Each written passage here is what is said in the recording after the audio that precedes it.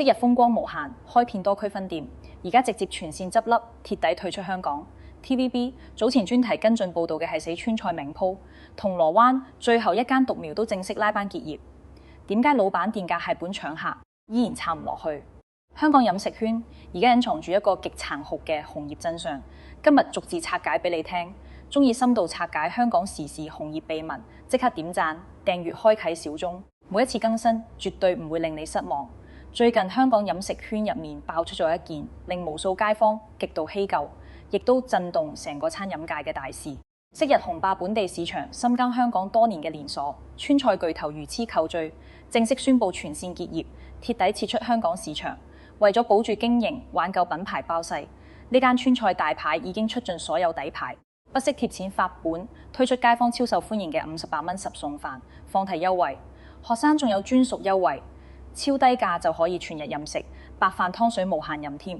呢個價錢擺喺寸金尺土嘅銅鑼灣，簡直係無敵性價比，係好多平民餐廳根本做唔出嘅福利。但就係咁樣近乎賠本賺人流嘅大招，最終都依然無力回天，救唔返持續虧損嘅生意。TVB 早前已經專程走訪，專題報導過呢個川菜集團嘅經營危機。當時傳媒已經發出明確警示，呢個陪伴香港人多年嘅老品牌，早已深陷經營泥沼，旗下多間分店陸續停業收檔，一路收縮規模，最後剩低銅鑼灣金百利呢一間分店苦苦死撐。而呢間撐到最後成為全港唯一獨苗嘅分店，最終都逃唔過結業命運，正式拉班關門，代表住魚翅弄罪。呢個曾經風光一時嘅川菜連鎖品牌，從此徹底消失喺香港街頭。好多曾經同家人朋友專登過嚟幫襯嘅街坊、打工仔同學生，見到呢單消息都感慨萬分。翻出昔日聚餐嘅相片同食評，回想當年呢間鋪頭日日爆場、座無虛席，需要排隊等位嘅盛況，絕對估唔到短短幾年光景，一間開足多區分店、實力雄厚嘅連鎖巨頭，會落到全線清零、徹底落幕嘅地步。最令人匪夷所思，亦最能夠反映而家餐飲業慘況嘅係，商家已經將利潤壓到幾乎歸零，用超平民價格回饋食客。照理應該客似雲來，生意爆滿，現實卻係客流持續低迷，減價都留唔住客人，救唔返生意。其實魚翅弄罪嘅倒下，從來都唔係單一個別案例，只係冰山一角，徹底揭露咗而家香港餐飲業全面陷入嘅結構性危機。今日我哋就由呢單立動全港嘅結業新聞入手，深層拆解，逐層分析話俾大家知，而家香港餐飲業到底發生緊咩巨變？點解越減價越發本，越平價越難生存？點解無數用心經營嘅老闆搏盡積蓄咬牙硬撐，最終都只能無奈執笠離場？講起魚翅有罪，好多鍾意食地道川菜、熱愛重慶風味嘅香港街坊，第一時間一定會聯想到其母公司雙心酸辣粉。呢個品牌多年來緊跟香港本地，分店遍佈港九新界大街小巷，深入各個屋村、商圈同鬧市，係無數香港人返工放工閒行醫肚嘅首選小食。彈牙爽滑嘅手工粉絲鱸魚，夠腩味嘅酸辣湯底，搭配豐富新鮮嘅配菜，風味地道，價格親民。多年來累積咗噴大嘅忠實客群，口碑穩健，深有人心，絕對係香港國民級別嘅川菜小食連鎖。而魚翅弄罪就係集團重磅打造嘅中高階川菜正餐品牌，跳脫咗傳統粉麵小食輕食快餐嘅局限，主打正宗重慶風味烤魚、招牌麻辣雞煲、經典川式熱炒同各款特色川菜芽菜。為咗100%還原地道川味，拒絕敷衍出品。集團不惜重金禮聘重慶資深主廚專程來港坐鎮，店內使用嘅專屬川式香料、秘製調味料，全部直接由四川重慶空運到港務，求令香港食客唔使北上，都可以食到原汁原味、正宗地道嘅內地川式風味。品牌高峰時期氣勢十足、野心滿滿，一口氣喺香港開設3間實體分店，全方位覆蓋核心消費區域，當中銅鑼灣金百利分店坐落喺全港人流最鼎盛、遊客最密集、消費最集中嘅黃金核心地段，常年人潮湧動，客流不斷。另外2間分店分別進駐馬鞍山中心同元朗核心商圈，專門服務新界東屋村街坊同元朗天水圍一帶居民。3間分店聯動佈局，縱貫港島、新界東、新界西北，足以見得集團當初對呢個正餐川菜品牌寄予極高期望，一心打造屬於香港本土實力過硬、口碑出圈嘅頭部川菜連鎖，打破外來品牌壟斷本地川菜市場嘅局面。當時好多業內人士同食客都睇好呢個品牌可以持續擴張做大做強。昔日嘅魚翅龍聚的確擁有過一段風光無限嘅黃金經營期。每逢週末假日同夜晚飯市，銅鑼灣分店經常座無虛席大排長龍，無數街坊聚會、朋友聚餐、家庭開飯，都專揀呢間鋪頭。一爐香噴噴嘅招牌烤魚，搭配幾款經典川式小炒麻辣雞煲，麻辣過鹽香氣十足，聚餐氣氛十足。翻開網上舊日嘅海量食評，幾乎清一色都係好評。食客大讚烤魚份量十足，雞煲麻辣夠味，菜式地道正宗。而且對比銅鑼灣同區其他川菜正餐館，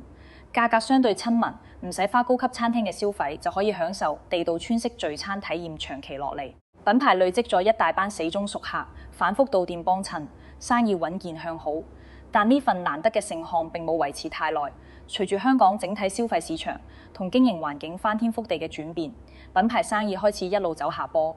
入客量持續下滑，營業額一年比一年慘淡，經營壓力劇增。最先頂唔住成本壓力同客流不足問題嘅，就係馬鞍山同元朗分店兩間地區分店，先後無奈停業收檔。曾經3間分店嘅規模一路收縮，最後剩低銅鑼灣金百利呢一間分店獨力支撐，苦苦守住成個品牌嘅最後希望。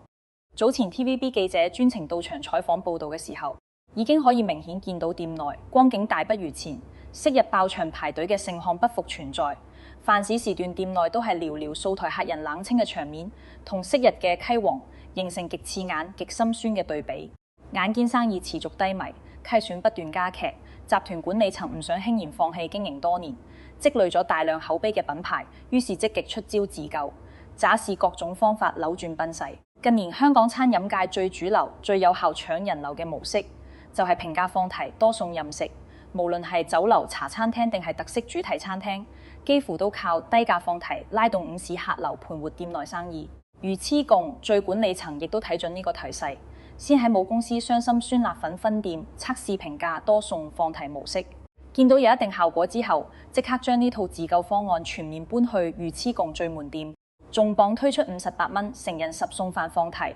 仲專門針對學生群體推出優惠價。超低價就可以享受同等10款熱餸任揀，白飯任裝老火湯任飲嘅堂食體驗，性價比極高。要知道喺租金高昂、消費偏高嘅銅鑼灣，一間普通茶餐廳嘅2餸飯隨時都要40幾蚊，而呢間正宗川菜正餐館居然只係50幾蚊就可以做到10餸任食，無限添飯添湯。呢個優惠力度擺喺核心鬧市，絕對係降維打擊。理應瞬間吸納海量打工仔、學生哥到店消費，鐵底大旺店內人流，拉升營業額。優惠推出初期的確短時間製造咗一波熱度，好多街坊見到超抵價格，紛紛專程到店試食。午市時段店內人流明顯回升，社交平台上面亦都湧現大量食客分享體驗，大讚性價比超高、款式豐富，抵食過大部分平民飯堂。但呢個被寄予厚望嘅自救大招，只係維持咗短暫嘅人氣熱度，根本冇辦法扭轉整盤生意嘅拼勢。熱度散去之後，客流即刻打回原形，午市短暫嘅人流根本填唔到夜晚正餐飯市嘅巨大冷清。店內整體營業額依然長期低迷，每個月都處於嚴重虧損狀態，虧損金額越積越多。管理層就算有心硬撐，不惜貼錢經營，最終都因為長期失血無力負荷，只能作出最無奈、最痛心嘅決定，全線結業，徹底退出香港市場。一代風光嘅川菜連鎖巨頭就咁樣正式落幕，成為香港餐飲結業潮入面有一個令人稀舊嘅係新品。好多網民同舊熟客得知消息之後，紛紛喺社交平台留言感慨，話從此又少咗一間心水聚餐餐廳。昔日同朋友、同事、家人嘅聚餐回憶，都隨住鋪頭結業成為過號。同時，亦都有大量網友提出疑問：已經評價到咁盡，近乎失本做生意，點解仲救唔返一間老牌連鎖餐廳？其實答案好殘酷，魚翅共聚嘅遭遇並唔係個例。而家全港無數餐廳都面臨緊一模一樣嘅困境，減價搶客薄利多銷，最後愈做愈試，冇一毫面。低價從來都唔係餐飲業嘅救命單。反而好多時候係壓垮老闆嘅最後一根稻草。我哋可以用最貼地、最真實嘅行業數據，同大家拆解背後嘅篩選真相。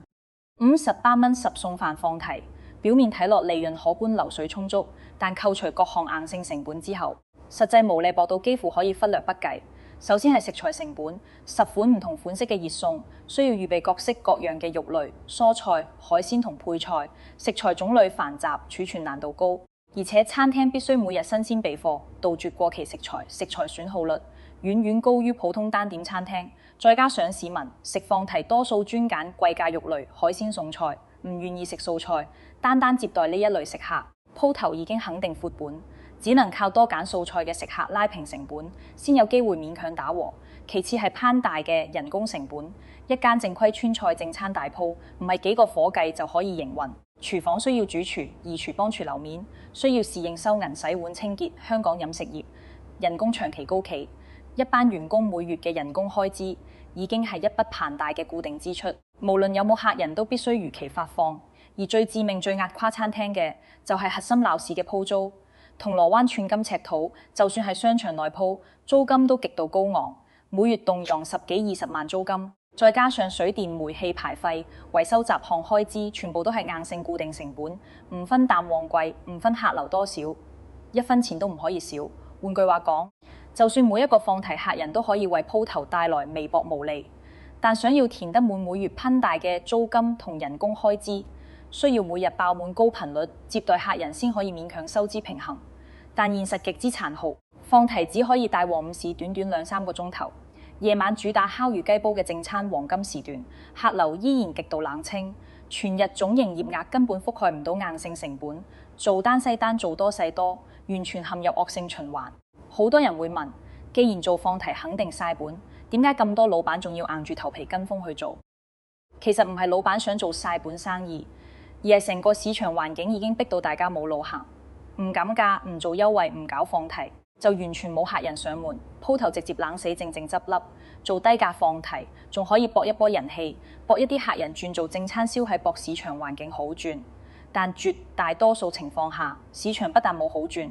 反而持續惡化。老闆嘅苦苦堅持，最後只換來加速提選、提前結業。魚翅共聚就係呢套殘酷商業邏輯下最典型嘅係心品。其實魚翅共聚嘅落幕，只係近年香港餐飲業大洗牌嘅一個小小縮影。打開本地社交平台同新聞版面，幾乎日日都刷新餐廳結業消息。成個飲食行業嘅蕭條氛圍已經就透全港各區，唔再係單一區域、單一賽道嘅問題，而係全行普遍性嘅經營危機。呢幾年時間，香港飲食界經歷咗一輪又一輪嘅劇烈震盪，由疫情期間嘅禁堂食限聚令，到後期通關復常、燒係模式重組，成個市場嘅遊戲規則徹底改寫，舊時嘅經營套路、盈利模式幾乎全部失效，無數曾經穩漲穩打、口碑十足嘅食肆都逃唔過收場結業嘅命運。而呢一波結業潮最大嘅特點就係無差別倒下，唔分新舊、唔分平貴、唔分連鎖、大品牌同獨立小店。以往大家印象入面，一般係新開張、經營手法差出品、唔穩定嘅小店先會執笠。但而家完全幸福，大家認知，好多經營幾十年、歷經無數風浪、坐擁大批街坊熟客嘅老字號茶餐廳粥、麵豬門店、港式酒樓都陸續撐唔住離場。一啲進軍香港市場實力雄厚、背靠大型集團嘅內地連鎖餐飲品牌都水土不服、溝損累累，全線收縮。就連疫情期間趁勢崛起，一度被視為餐飲救命稻草嘅平價兩餸飯、多餸放題小店，都出現批量倒閉、瘋狂換手嘅情況。全行咁大規模嘅收縮同洗牌，亦都帶來咗一個好扭曲嘅行業現象，就係坊間一直流傳嘅執10害16，字太細。簡單嚟講，市場每有10間餐廳頂唔住壓力結業，就會有16間新餐廳火速開業。頂上表面睇落，香港餐飲市場好似依然活躍仲嚴，氣氛濃厚，鋪位永遠有人頂，生意永遠有人做。但實質上，呢個數據背後係無數重驗者嘅血汗同撈損。好多外行人士伸手重驗者，見到飲食門檻低，好似人人都做得，以為只要夠平夠抵食就一定有生意，盲目砸錢頂鋪裝修開業，結果完全唔了解而家香港餐飲嘅隱性成本同市場殘酷性。冇幾耐就因為客流不足、長期罰本資金斷裂而快速執笠，舊人忽盡即支離場，新人盲目入局接盤，不斷重複虧損循環，令到成個行業嘅內捲程度愈演愈烈。市場競爭去到史無前例嘅白熱化階段，根本冇邊個可以穩穩賺錢。其中最慘烈、最具代表性嘅，絕對係曾經風頭一時冇兩嘅兩餸飯賽道。回顧疫情期間，當時全港餐飲受限聚禁堂食重創，高級酒樓正餐餐廳幾乎全面停擺，零收入，反而平價外賣、平民飯堂迎來黃金機遇。兩餸飯憑藉價格親民、取餐快捷、款式多變、飽肚抵食嘅優勢，瞬間打爆香港市場。當時普羅大眾消費收縮，人人慳住使錢，唔再捨得去酒樓聚餐，去正餐餐廳食飯。每日返工放工居家食飯，都優先揀幾十蚊嘅兩餸飯，令呢個賽道瞬間成為餐飲業最穩陣、最賺錢嘅黃金賽道。短短幾年時間，全港兩餸飯鋪數量由原本寥寥百間，瘋狂暴增至近700間。港九新界大街小巷、屋邨商場、寫字樓樓下，隨處都係兩餸飯專門店。無論係連鎖集團、老牌飲食公司，抑或係新手重驗者，都爭想入局分一杯羹。所有人都以為平價民生飲食永遠有市場，永遠唔會死，兩餸飯會成為香港餐飲嘅長期出路。但現實狠狠打擊咗所有人心。隨住社會全面復常，消費環境轉變，同行瘋狂內卷，兩餸飯熱度快速消退，成個賽道即刻跌入寒冬，大批鋪頭無序倒閉，火速離場。好多曾經開遍多區、廣告滿街、人氣爆棚嘅兩餸飯連鎖品牌，陸續關閉核心旺區分店，租金昂貴、人流不足嘅門店全線撤場，大量開業不足1年甚至幾個月嘅新店，因為撐唔住長期虧損，無奈貼出結業通告，頂讓鋪位。呢啲現象充分證明，而家香港餐飲市場已經鐵底告別，平價就有生意嘅簡單邏輯。就算係最貼地、最剛需嘅民生飲食，都頂唔住高成本、低客流、惡性價格戰嘅多重打擊。更何況魚翅龍聚呢類主打聚餐、高成本運營嘅正餐川菜品牌，今年以來，全港經媒體公開報導，正式登記結業嘅餐飲店鋪數量已經突破60間。呢個數字仲只係冰山一角。仲未計大量低調、執笠冇對外宣傳、細規模嘅街坊小店，由奢華高檔嘅特色酒樓、婚宴宴會場地，到中價消費嘅主題正餐、餐廳異國料理、特色中菜館，再到最平民嘅茶餐廳、麵檔飯堂，全線賽道都出現大規模收縮同倒閉潮。冇任何一個賽道可以獨善其身，而呢一波又一波嘅結業潮，從來都唔係單一原因造成，唔單純係鋪租貴、人工高，亦都唔單純係港人北上消費，而係10幾項負面因素長期堆積、互相疊加，最終壓垮無數餐飲老闆，魚翅共聚，只係呢一連串市場悲劇入面最具代表性、最值得反思嘅一個案例，導致香港餐飲業全面陷入深度困境，連平價放題都救唔返生意嘅核心原因，係多重難題長期疊加，環環相扣，形成咗無法破解嘅行業死局。每一個因素都足以致命。夾埋一齊，更係令無數餐廳無力回天。首先就係長期高企、居高不下嘅核心地段鋪租壓力，呢個係香港餐飲業幾十年以來最根深蒂固嘅癥疾。疫情最嚴峻嘅期間，因為全港大量鋪位空置、人流斷裂，業主為咗避免鋪位長期丟空，零租金收入被迫大幅調低，租金放寬租期優惠。當時好多餐飲老闆趁住呢個黃金窗口期，頂鋪開業擴充分店。一度以為租金寒冬到來，經營壓力大幅放緩，但隨住社會全面通關，市面逐步復常，遊客重新回流，核心商圈嘅租金即刻迎來反彈式回升。銅鑼灣、尖沙咀、旺角、中環、灣仔呢一啲傳統黃金地段，商場鋪同街鋪租金紛紛回升，部分旺區頂級鋪位租金甚至重返高位。但係最殘酷嘅現實係，租金可以快速回升復原，但普羅大眾嘅消費力、市民嘅消費意樂，永遠回唔到。從前疫情幾年徹底改變咗香港人嘅消費觀同理財觀，大家變得更加保守、更加慳得使、更加注重性價比，唔再輕易為情懷環境、品牌溢價消費，每一分錢都要花得值。呢種情況之下，餐廳嘅租金成本不斷上升，但單客消費整體營業額不跌反升，一升一跌之間，利潤空間被瞬間壓碎。好多核心旺區嘅餐廳，每月光係鋪租支出就佔據總營業額嘅大半，再扣除食材、人工、水電雜費，根本冇任何利潤可言，純粹係為業主打工、為員工打工，自己分文未賺，甚至長期倒貼。魚翅共聚銅鑼灣金百利分店正正就深陷呢個困境，身處頂級黃金地段，享受住昔日最頂流嘅人流，亦都承受住最昂貴嘅租金成本。一旦客流下滑、消費收縮、高成本架構即刻成為致命負擔，就算推出58蚊超抵放題，都根本填唔到租金大坑。其次就係港人不想消費常態化，徹底掏空本地餐飲市場嘅消費盤。呢個係近年本地飲食界感受最深、影響最大嘅轉變。通關復常之後，兩地往來全面自由，零阻隔、零限制。每逢週末、公眾假期、長假期，大量香港市民拖家帶口約齊朋友過關北上，前往深圳、廣州、東莞等內地城市消費飲食、聚會玩樂。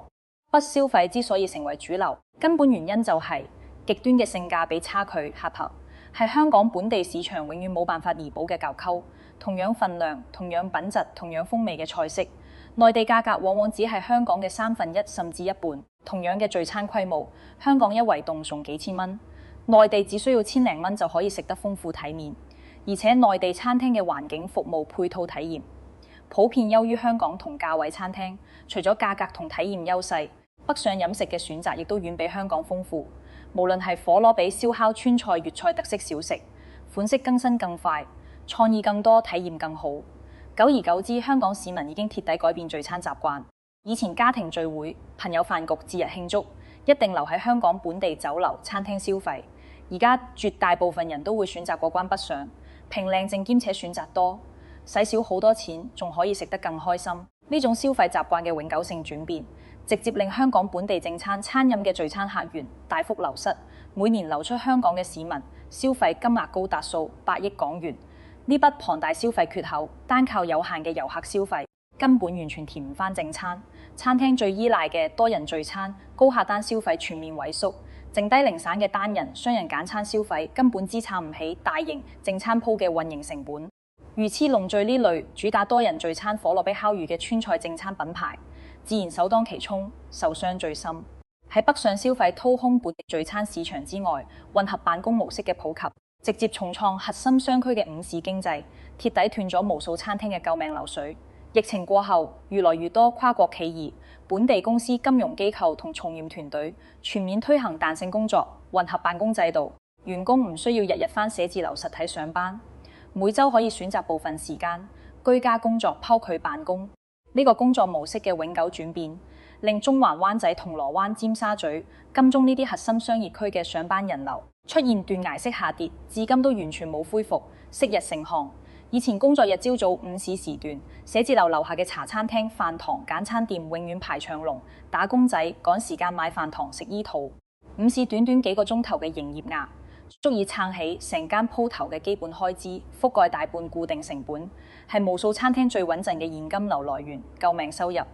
而家隨住返工人流大減，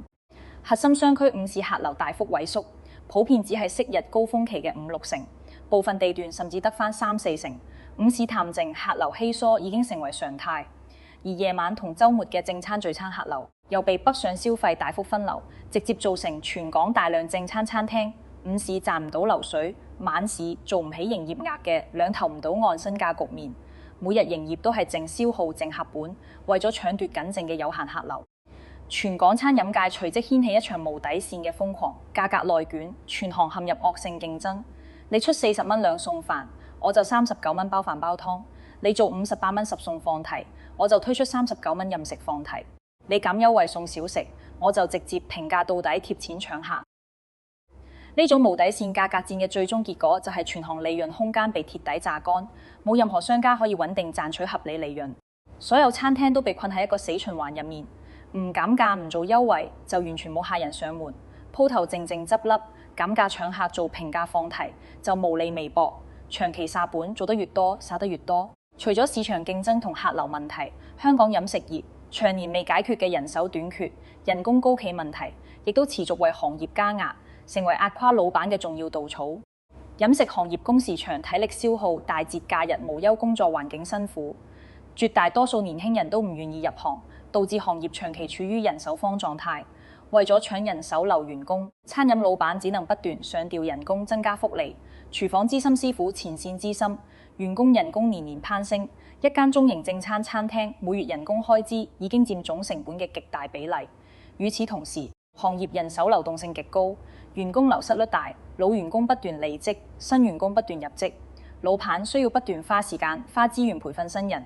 中間產生嘅營運空窗、食材浪費、服務落差、出品不穩，都會帶來額外隱性交損。日積月累之下，對餐廳盈利造成極大衝擊，最後再加上市面遊客消費模式嘅區性轉變，進一步雪上加霜。昔日訪港遊客最中意體驗地道特色正餐主題美食、高質聚餐，願意為環境特色品牌消費，係核心商圈正餐餐廳嘅重要高消費客群。而家嘅遊客更加偏向窮，由平價消費快閃消費，多數只會幫襯路邊小店平價輕食，極少選擇高客單正餐聚餐，直接令銅鑼灣、尖沙咀等旅遊旺區嘅正餐餐廳徹底失去遊客高消費支撐。原本可以靠遊客補足嘅營業額缺口，而家完全空白，經營壓力進一步加劇。好多普羅街坊網民都會心生疑惑。平時睇政府公布嘅統計數據，香港餐飲業整體總收益有輕微回升，行業整體穩步復常。但點解我哋身邊嘅真實體驗完全相反？周圍日日都有餐廳貼結業通告，一間間熟悉嘅食肆不斷消失。數據向好同現實蕭條形成極大反差。其實背後嘅核心秘密就係香港餐飲業已經出現極端兩極分化嚴重，結構性失衡，巨觀數據完全掩蓋咗中小正餐餐廳嘅真實困境。而家香港餐飲市場已經清晰分裂成兩個極端，中間市場完全塌陷，無立足之地。市場嘅一端係極度平價、高流水、輕資產嘅快餐小店、外賣專門店、社區兩餸飯堂、民生小食店。呢類店鋪佔地面積細，人手需求少，租金成本低，出品快捷，針對日常剛需，完美契合而家市民慳錢、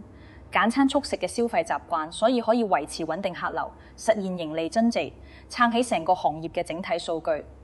而市場嘅另一端就係極致高端、主打體驗、主打特色，針對高消費遊客同高端客群嘅奢華餐廳、特色異國料理、高級私房菜。呢類餐廳靠獨特體驗稀缺定位，高端服務維持高客單價，受平民消費收縮、價格內卷影響較細，都可以穩定生存。但最慘最冇出路嘅就係夾喺兩者中間嘅空搣中價正餐餐廳、連鎖主題餐廳、特色聚餐餐館。魚翅共聚正正就屬於呢個最審價、最脆弱、最易被淘汰嘅中間賽道。呢類餐廳既有大鋪租金、攀大人手、高額運營嘅沉重固定成本，又冇高端餐廳嘅稀缺性同高溢價能力，仲被平價快餐搶走絕大部分普通客群，上下受敵，兩面夾擊，完全冇生存空間，所以先會出現官方數據整體向好，但全港大量中型正餐餐廳批量倒閉嘅奇特現象。巨觀平均數據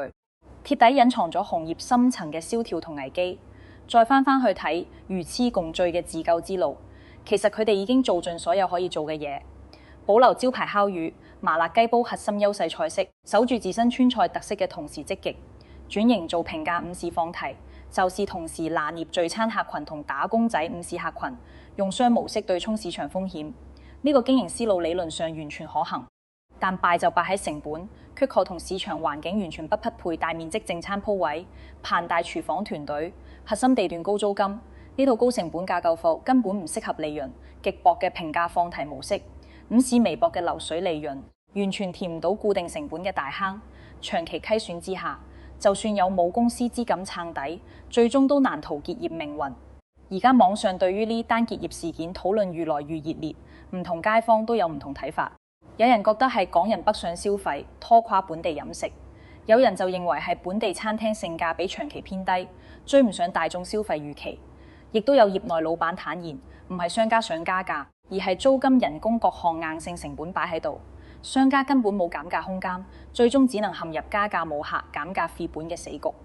而魚翅共聚母公司雙心酸辣粉依然穩定營運，經歷今次子品牌全線結業嘅教訓，未來一定會徹底調整經營策略，拋棄高成本大鋪正餐模式，轉向輕資產、細鋪位、外賣為主嘅經營方式。呢個亦都係而家香港餐飲業最清晰、最主流嘅生存退勢。睇住一間間陪伴香港人成長嘅老牌餐廳連鎖品牌陸續落幕，好多街坊心入面都充滿希舊啦。消失嘅唔止係一間食肆，更加係一代香港人嘅雜不回憶。但市場競爭向來殘酷，從來唔會因為情懷手下留情，只會淘汰唔適合市場環境嘅經營模式，留低真正適合大眾消費、成本可控、定位清晰嘅優質鋪頭。當然，香港餐飲業並非全冇希望。喺結業潮嘅另一面，依然有大量定位精準、貼地經營、深耕社區嘅小店，穩戰穩打，生意興隆。只不過而家嘅餐飲生意早已經唔再係開鋪就有客嘅黃金時代，唯有精打細算順應市場，及時轉型，先可以喺殘酷嘅行業洗牌中生存落嚟。如此見罪嘅全線結業，為成個香港餐飲業敲響咗警鐘。低價從來都唔係萬能救命稻草，單純靠減價搶客根本冇辦法拯救錯配嘅商業模式同高成本架構。面對租金高企、人手短缺、客源分流、行業內卷、消費轉變嘅多重結構性難題，單靠老闆個人努力，單靠優惠促銷根本無力回天。每一間結業鋪頭嘅背後，都係無數餐飲人日捱夜捱辛苦付出嘅心血同汗水。呢個川菜巨頭嘅落幕，